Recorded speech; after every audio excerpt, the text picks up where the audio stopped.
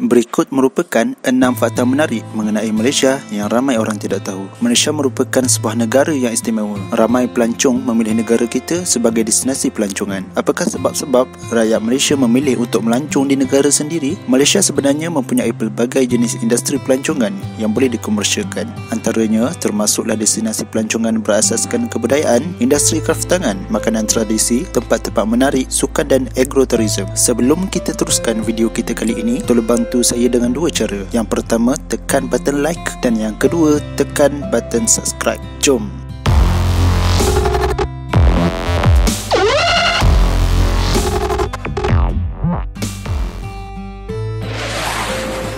Nombor 1, KL ibu kota kilat di dunia. Korang tahu tak, KL adalah ibu kota di dunia yang paling banyak menerima panahan kilat atau peti di dunia. Di dunia KL menerima panahan kilat jauh lebih banyak berbanding mana-mana kota raya di dunia ini. Dianggarkan dalam setahun sebanyak lebih 200 hari ribu peti berlaku di KL, berbanding hanya 20 hari ribu peti setahun di London dan New York hanya mengalami 10 hari ribu peti setahun. Ini disebabkan Kuala Lumpur terletak betul-betul berhampiran dengan garisan khatulistiwa di mana kerap berlakunya pembentukan awan ribu peti. Pada pembinaan menara berkembar, elemen panahan peti turut diambil kira dalam seni bina di mana terdapat rangkaian kerja logam hingga ke tanah yang dipasang pengalir khususnya untuk mengalirkan arus kilat ke dalam sistem pembumian.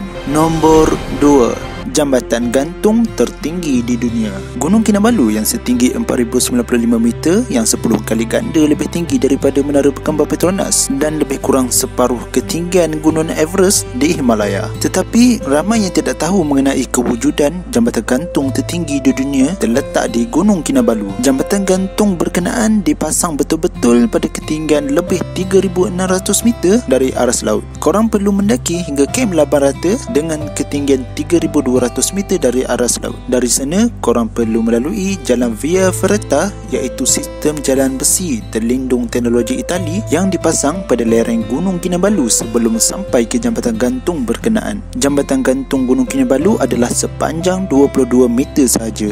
Nombor 3, sistem kereta api dibina untuk tahan salji.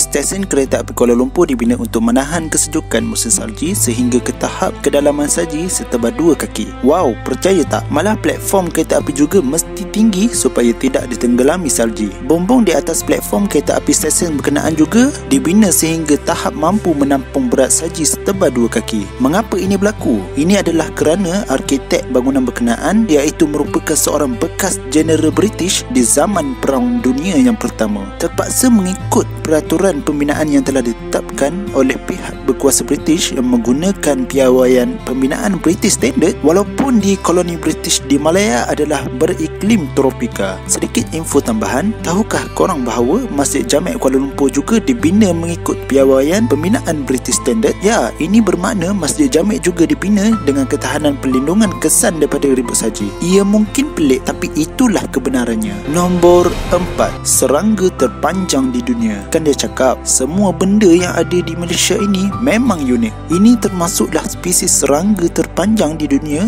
yang telah ditemui dekat hutan belantara di Sabah. Ia telah ditemui sekitar tahun 2008 oleh pengkaji serangga. Antara 10 spesies terbaru yang terkenal, serangga bernama Chan Majesty ini ialah sejenis serangga ranting berukuran 56 cm dan dinamakan sempena Datuk Chan Chiu Lun, pengkaji alam semula jadi di Malaysia. Dan ia hidup di atas kanopi rimba dan menjadi antara top 10 new species menurut senarai BBC. Nombor 5, rambut terbesar di Asia. Ini satu lagi fakta yang menarik. Bagi korang yang duduk di Putrajaya, mesti korang kenal dengan persiaran Jalan Sultan Salahuddin Abdul Aziz Shah yang merupakan jalan bulatan terbesar di dunia dengan ukuran 3.4 km mengelilinginya. Mempunyai 15 sistem jalan keluar masuk. Rambut ini telah dicadangkan oleh Tun Mahathir selepas mendapat ilham daripada lawatannya di Paris semasa perarakan Hari Bastille. Tun Mahathir telah mencadangkan bulatan tersebut yang cukup besar untuk digunakan semasa perarakan Hari Kemerdekaan. Nombor